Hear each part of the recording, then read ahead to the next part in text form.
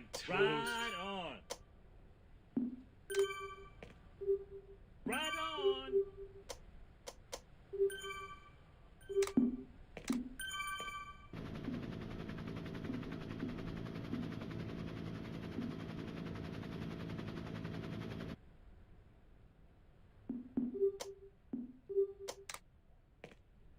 Right on.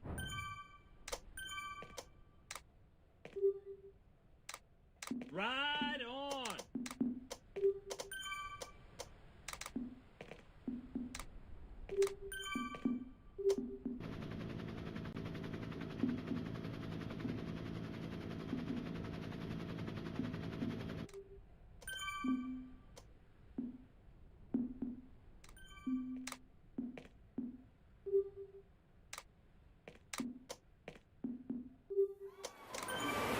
This is a Crowd podcast.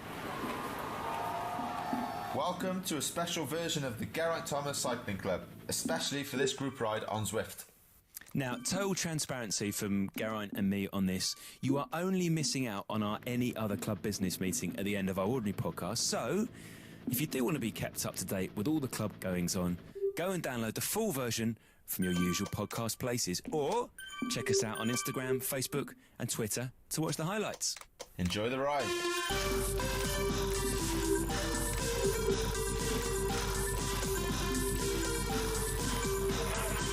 Hello, I'm Geraint Thomas. And I'm Tom Fordyce. And you've just entered the Geraint Thomas Cycling Club.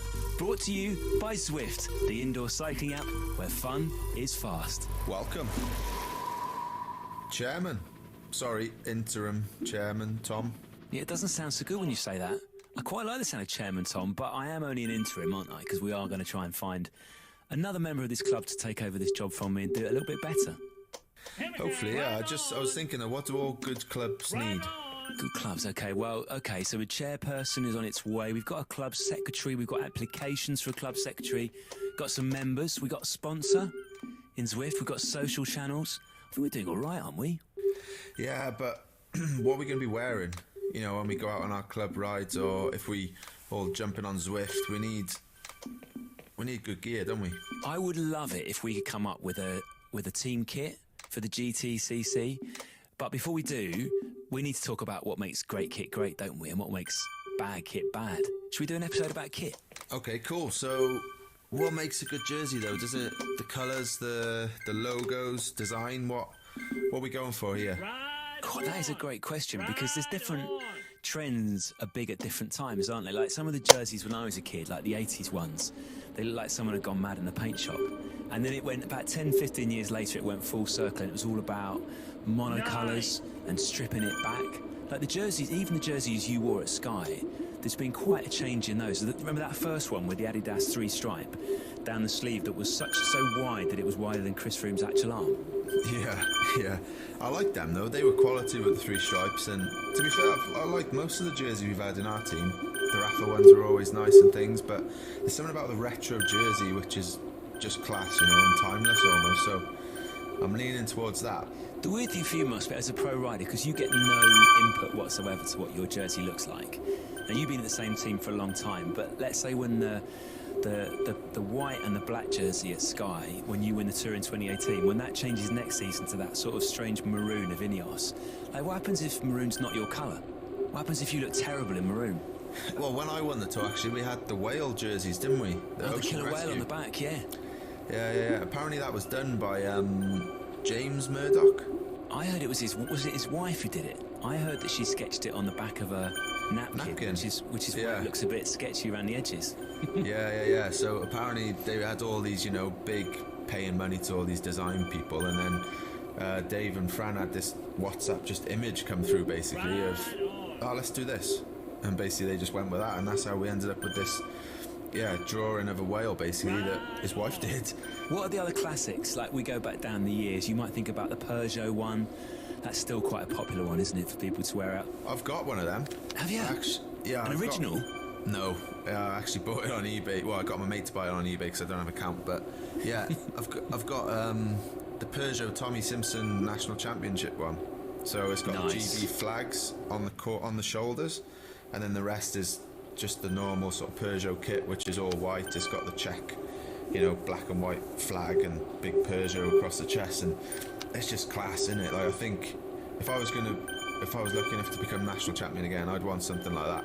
Because our kit, the national champ kit, is nice, but it's also like you get a lot of mickey taken in the peloton, like calling us the Dutch national champs and stuff, because it's basically red, white, and blue bands, and it basically looks like the Dutch flag. It's not.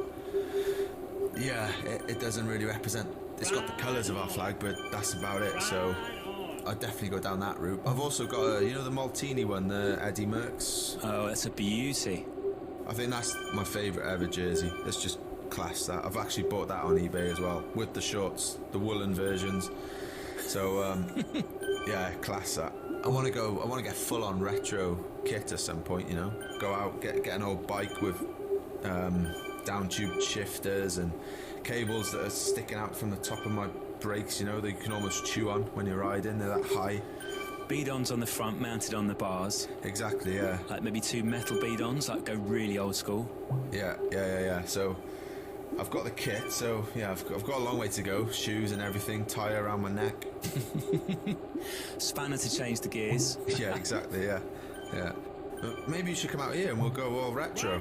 That is a great shout. So basically, the only way that I'm ever going to stick with you on a ride, in fact, I say that, we did one ride once and you were hungover, so it wasn't too bad. But let's say the only way I'm going to stay with you on a ride when you're not hungover would be if you have to go on the oldest possible bike and then I get a version of your Pinarello. Should we do that? Yeah, let's do it. That'll be interesting, that'll be good fun. Right, okay, that's a deal. We're going to do that at some point in the GTCC. You, Geraint Thomas, are going to race me on a 100-year-old bike, and I'm going to see if I can make up for 100 years of technology by keeping up with you. So that thing about laughing at each other in the peloton, that genuinely happens, does it? Like, there's been a few kits, and we'll talk about this more later on. There's been a few kits which are just absolute stinkers. I know that the AG2R Mondial one's a bit controversial with the brown shorts and the weird blue, but occasionally you get a kit that you lot must just look at and go, fuck, I am so glad I don't ride for that team. Yeah, there's definitely been a few over the years. Ones that stand out from over the years, like Calme. That was a bad kit. That was like vertical white, green and blue stripes or something, and it was just really bad, wasn't it? Yeah, the Calme was good, and obviously Chippo, all those different jerseys he had. Remember the start of the Giro once when he had basically full sleeve, full like leg, all in one, which I think was against the rules anyway. So he probably just paid that fine straight up, and then it was that muscle suit. So it's basically like, you know, you go to those like, I don't know, biology like museums, and you see like a whole muscle person with the skin off, basically. Like the Bodyworks thing where they deplastinate the body. Yeah, it was basically a suit like that he used for the prologue of the Giro d'Italia, which was like bonkers, but like, yeah, it was just so good to see, wasn't it? Especially when you're a kid and you're just like, wow, look what Chippo's got on there. He did it a few times, didn't he? Just some wacky like jerseys. He did. The thing about Cipollini was because he was a sprinter and he'd always been off the tour before you got to the mountains, like he probably could get away with, let's say he was wearing a completely transparent jersey. That body jersey actually represents what he looked like. But for a lot of people in the peloton, they will never have a body of the sort that was displayed on his jersey. They'll never have that six-pack, those massive pecs, big biceps. Yeah, he could get away with a lot, couldn't he? I think that's good, though. I think the sport needs some of that, you know? But the worst, then, is if somebody's trying to push that image on themselves. It's got to come naturally to you. You know, there's this weird thing with bands sometimes where if you really like the music of the band, your brain sort of forgets that the band's name is rubbish. So, like, there's an argument that Oasis is a terrible name for a band. Like, why would you call it Oasis? Yeah. Do you know what I mean? But because you like the music, you go with it. And maybe sometimes with jerseys, like I've got really strong, fond memories of the Z jersey that Greg LeMond wore when he won the Tour. But thinking about it, it's horrible. It's a massive Z, and the colours of it are rubbish. It's like it's out of a Batman cartoon. But in my head, because I love Greg LeMond and I love the way he rode, I'm thinking it's a great jersey. It's the same with baby names. Like Brian. Imagine baby Brian. Like suddenly you get older and then it's Brian. Yeah, it's just Brian, isn't it? It's normal. That's a normal name. But a little 1-year-old, little Brian. It's just weird. That. Little baby Keith. Yeah. Right, let's talk more about jerseys in a minute, G, and I know you've got us a guest. We've got to have a few adverts. You did quite a shambolic job of queuing us in the adverts last time, so I'll do it. Here are the ads.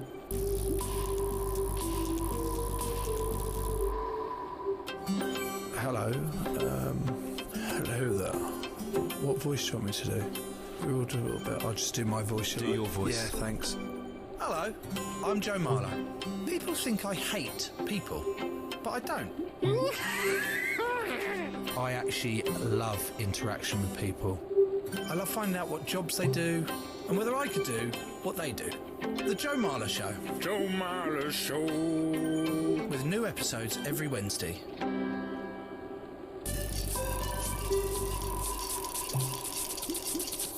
G, do you want to lead us into this? Do you want to introduce our guest? I haven't really thought of an introduction, but I can wing it. I could do it for you if you want. Hello, I'm Paul Smith. I'm here in my studio in London. Perfect, I think that'll do. Welcome. Hello. Sir Paul Smith. So yeah, cheers, thanks. Can I see some jerseys behind you there? That's some... There's several hundred. I've never counted them actually, but there's a lot. Wow, all right, we've got to talk about those. And then they're just jerseys, but over here is signed jerseys. Fantastic. G and I have just been talking, Paul, about, it's one of these impossible questions really, but what makes a great cycling jersey? What would you throw into the mix?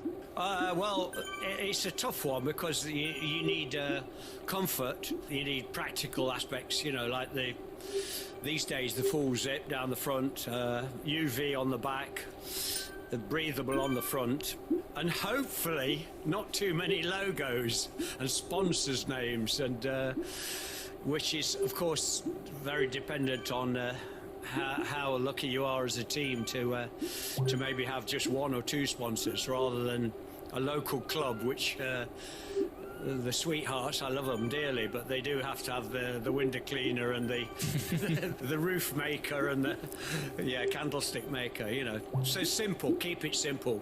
Hopefully in a solid colour. If you're blessed with a good logo, wonderful. And of course, when I'm so extraordinarily old that I used to race in woolly jerseys made out of wool, not even posh wool like merino wool or something like that, just wool.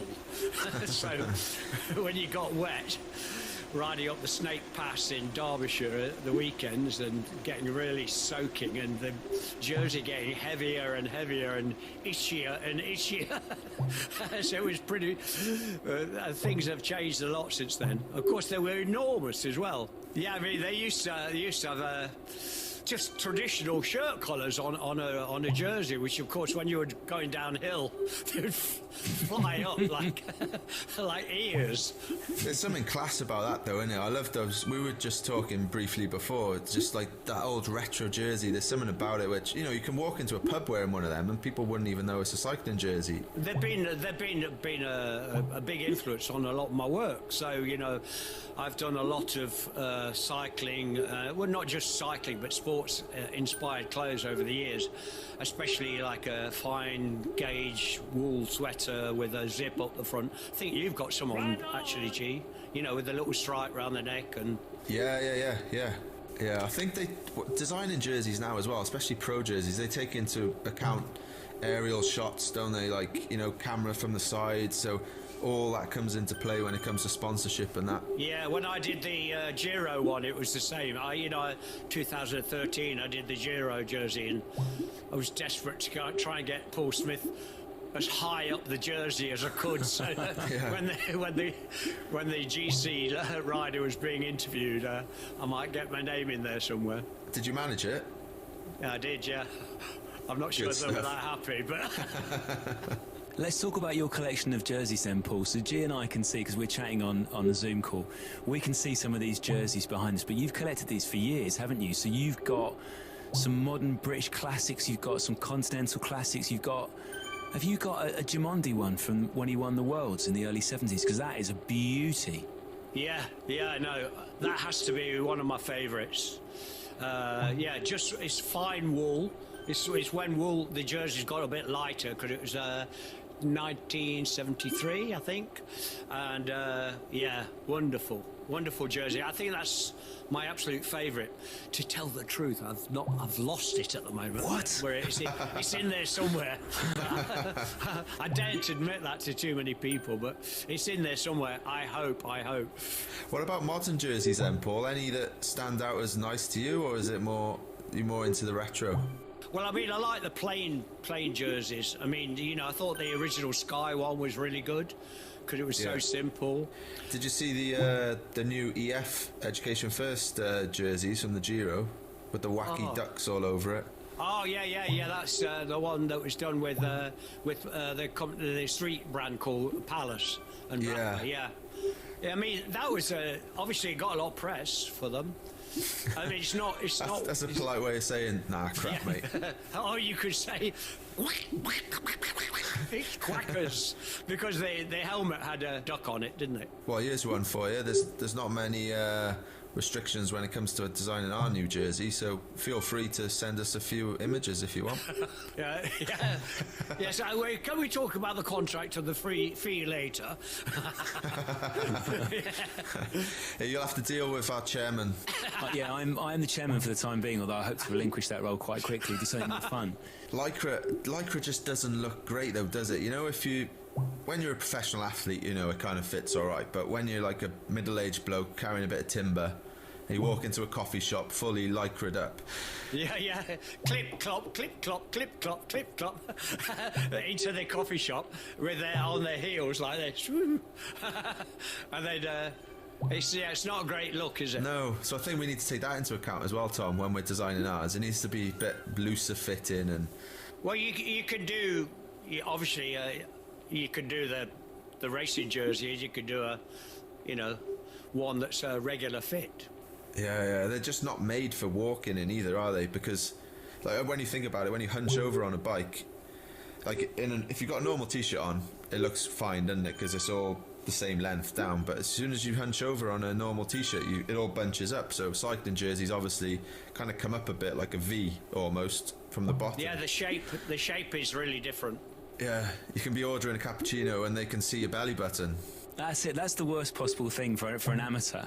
When you as you say, you're riding this top, which is beautifully designed for your bike, and then you stand up and you've got this little bulge over the top of your bib shorts, between the bottom of the bottom of your jersey and top, and you think, oh my God, what is that?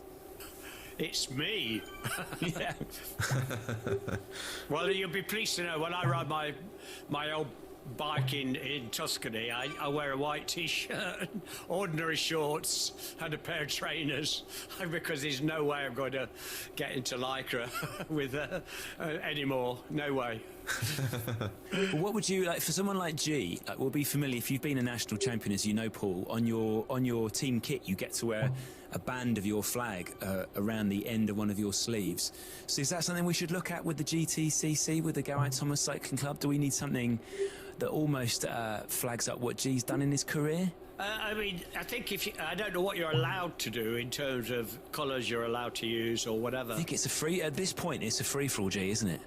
Yeah, this is literally just started talking about it half an hour ago, so I reckon no restrictions.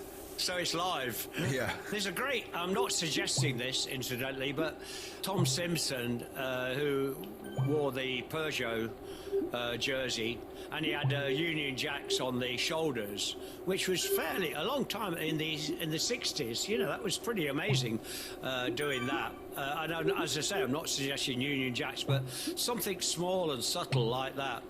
You know, like the Welsh flag, or whatever. Hey Paul, where do you stand? Right, there's various discussions about kit. One of the popular discussions you get about kit when you're out on your ride with your mates is whether amateurs should wear replica pro kits. It almost seems more acceptable to wear the old retro ones that we've been talking about and the redone versions of those that you can get through certain companies, rather than wearing the full kit of a current team. Where do you stand on that?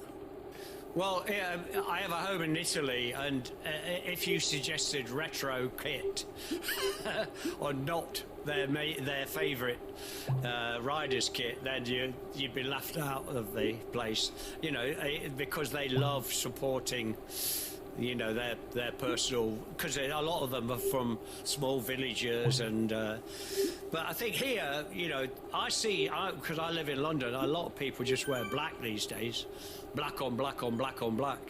A black bike and black everything, really. You know, I've always thought, I wonder whether ever a team could get away, pro team could get away with absolutely no name on the kit, because you publicised the fact that yours was the team that had no name on it. Because certainly it would stand out so great in the peloton. That would be brilliant. Yeah, it would actually. Yeah, we should do that. I'm into going back to that question, Tom, about, you know, what people call full kit wankers in the UK. I'm all in for that. I think if you're into a team, you support a team, buy the kit, wear it with pride, and get out there. And I think, you know, there's a bit of like snobbery in there in cycling in certain quarters. I think, yeah, no need for that. I think just go out there, support your team, wear whatever kit you want. I'm fully behind that.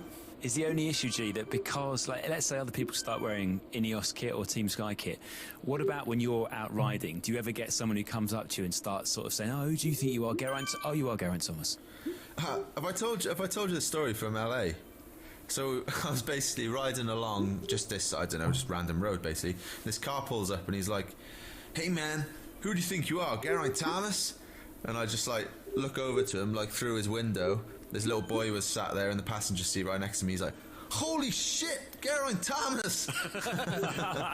And then his little kid was just sat there, like, big smile on his face and stuff. And so that was proper random. That was for LA. You know, you go out there, you don't expect, like, you know, it's all about American football and stuff, innit? So yeah, that was pretty good. What about, Paul, the idea of wearing classification jerseys or wearing the leaders' jerseys for some of the Grand Tours?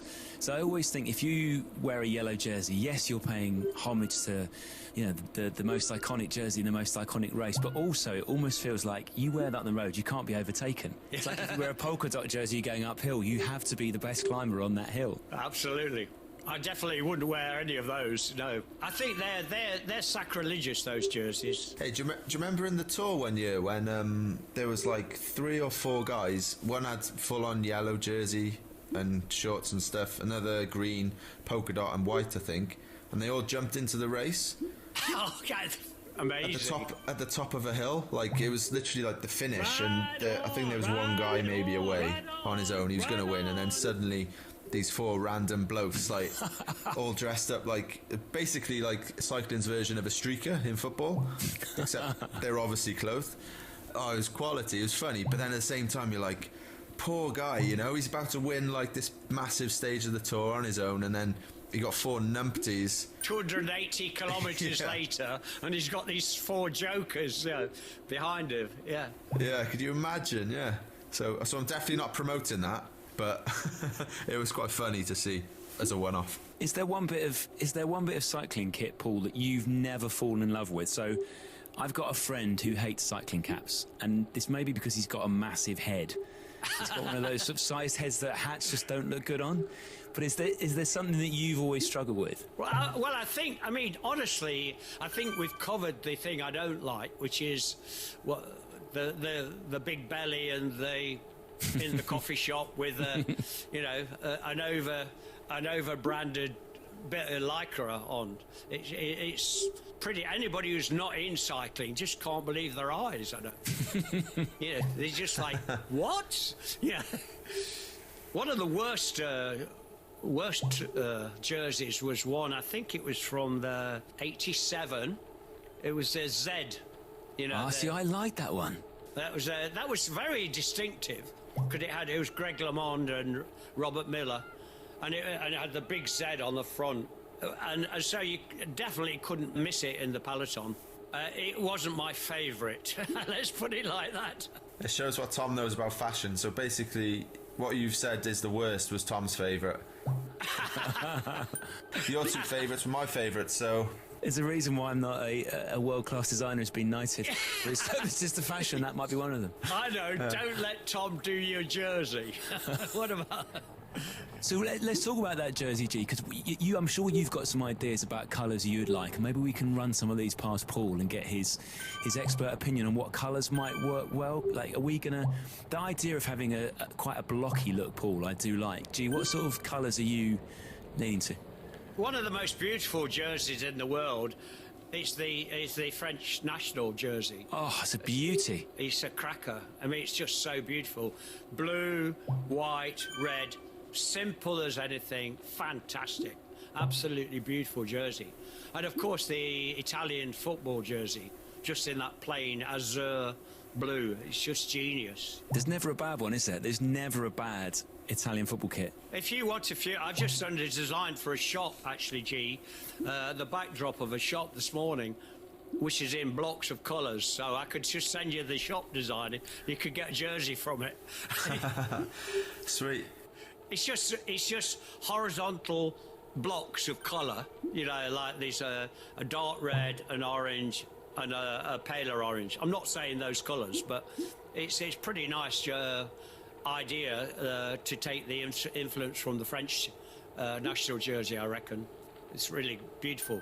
Do you have a colour yet, or is that too early? Since you only thought about it 45 minutes ago. We have nothing, actually, to be honest, Paul. It's a blank canvas, so... But I'm thinking red. Just, you know, red for Wales, and I like red. Green, white and red for a Welsh flag. Yeah. Mostly red, and then just a hint of white and green on the sleeve. That could work, yeah. It sounds like you're designing this as we speak, Paul. Yeah, I think I am. Yeah. Should we give Paul, if we are to use some of Paul's ideas on our jersey, I think we should definitely, like your Giro jersey, Paul, we'll find some way of incorporating your logo somewhere on our jersey. Yeah, that would be wonderful, yeah. Yeah, what about right at the front? So we'll have GTCC on the chest, and then just underneath that we'll have your trademark Paul Smith. Yeah, that would be lovely. I better send you a few, I'll send you a few colours. Our chairman will send you the contract. Anyway, we could talk for hours, couldn't we? But we're probably not allowed anymore. We're probably not allowed, no. Paul, it's been fantastic having you on the Geraint Thomas Cycling Club. Thanks so much for joining us. And, yeah, if we send you a few designs, you want to run your eyes over them for us? Gee, we can put a few together, can't we? Yeah, of course. And also, when you're in London, you're always welcome to see the jerseys for real. Fantastic. Cheers, Paul. Thanks a lot. Cheers, everybody. Bye. This podcast has very kindly been brought to you by our mates at Zwift, the indoor cycling app. And Tom, we're in week 3 of your journey now. Any horror stories? Yeah, funny you mentioned horror stories, actually. So I did the FTP test. Oof. Yeah. So, I mean, it's horror, but it's sort of useful horror, isn't it? Because this is what's going to help me set my training plans for all the other rides I do. So this was obviously various ramps and things like that. And then I had a 20-minute effort when I was going flat out, which was fine for the first 3 minutes, and then I realised that I'd gone too hard, and then I was sort of hanging in there for 5 minutes, and then, because I'm doing it in my garage, and I've got the garage door open, then our very nice postman Martin, who's a big rugby fan, rocked up, and he wanted to talk about the rugby, but I was in the middle of this balls-out effort. So my attempts to chat to Martin, I'm hoping the reason why my FTP score wasn't quite where it should have been, but at least I did it. Yeah, fair play. Just remember one thing, mate, with FTPs. Don't go chasing the pain. It'll come. Yeah, it did. Big time.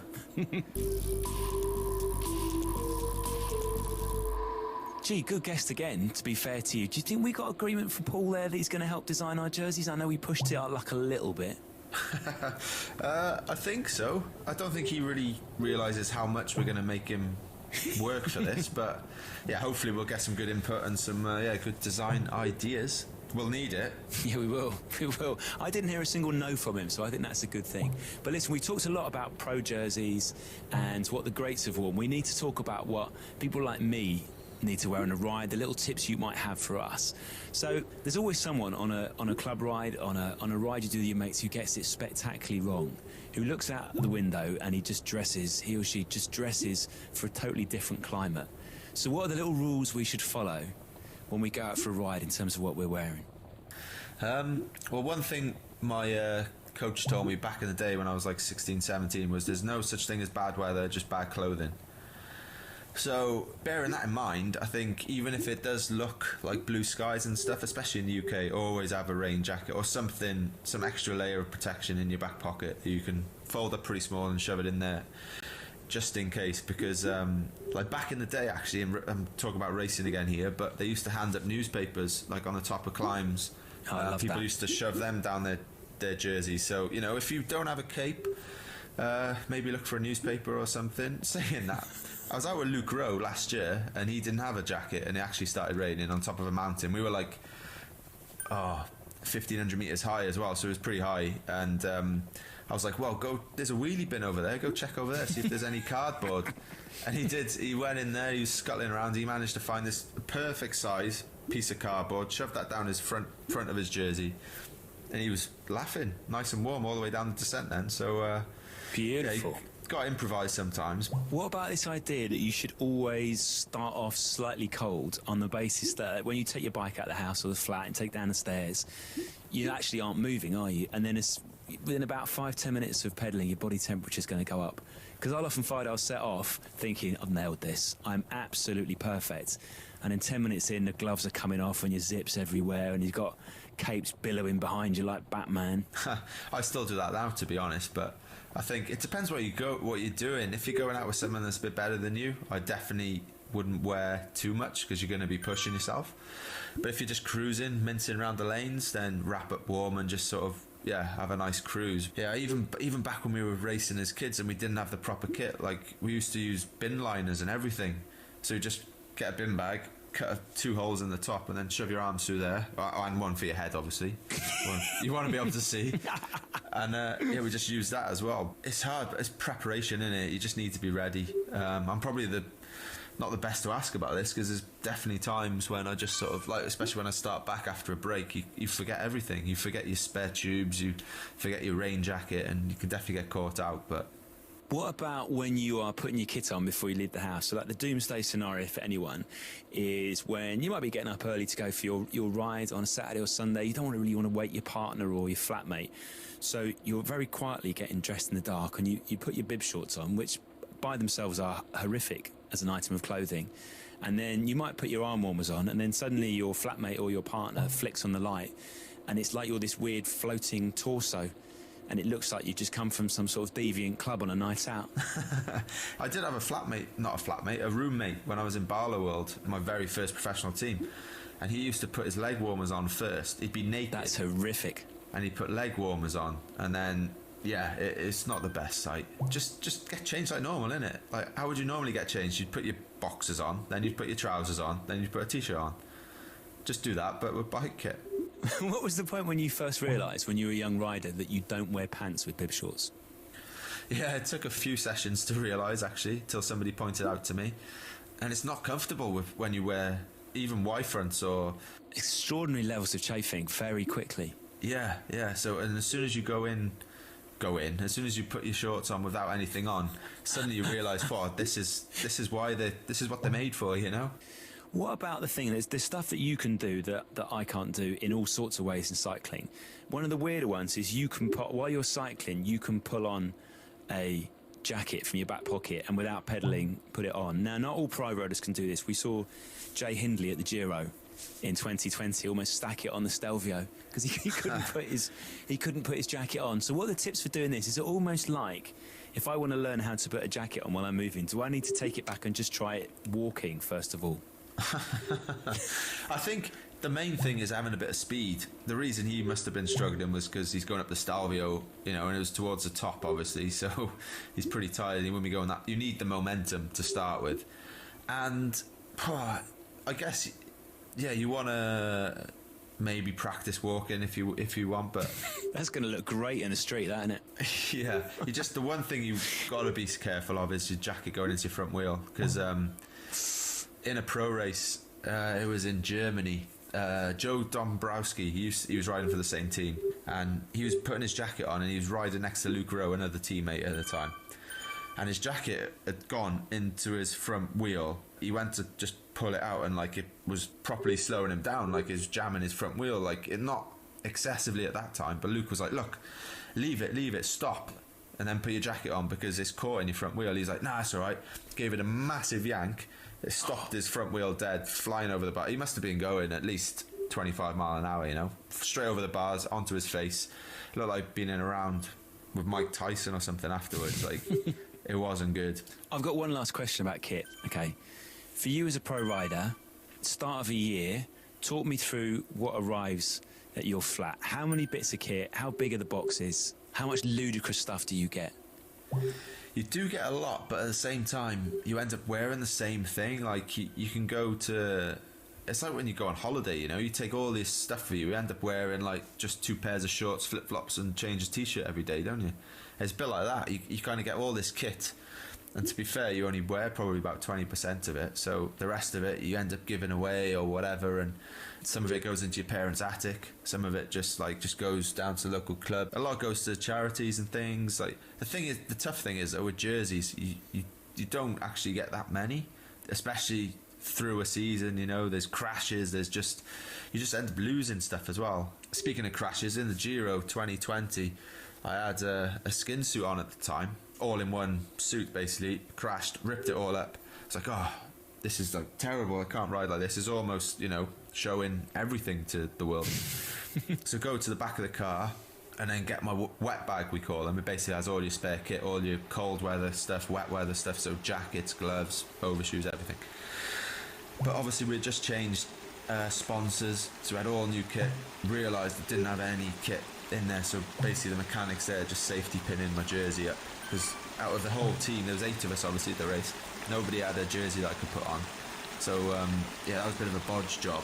With some of the companies who make clothing for cyclists, like some of them are a bit cooler than others, aren't they?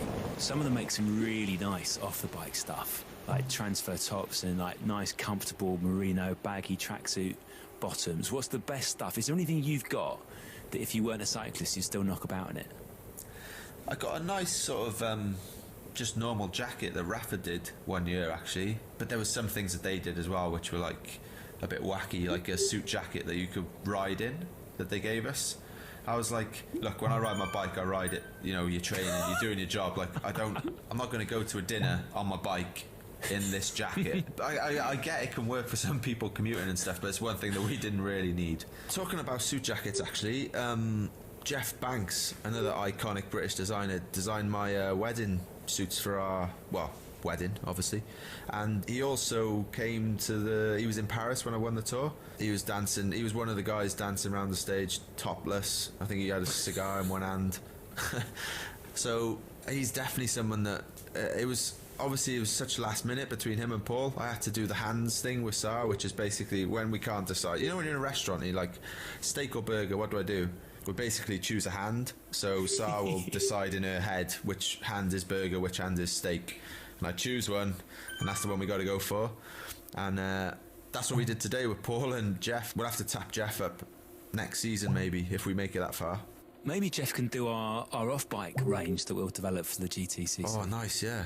Maybe suits might be a bit too full on, but he can definitely do us a nice sort of t-shirt or jumper or something, couldn't he? Right, Jeff, consider your job given out by the chairman.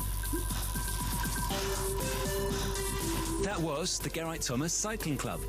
Thank you to producer and club secretary Louise Gawilliam, to our head of music Emma Hickman, to our treasurer Diane Barker, and our honorary president Mike Carr. Most of all, thanks to you for listening, and we'll see you next time.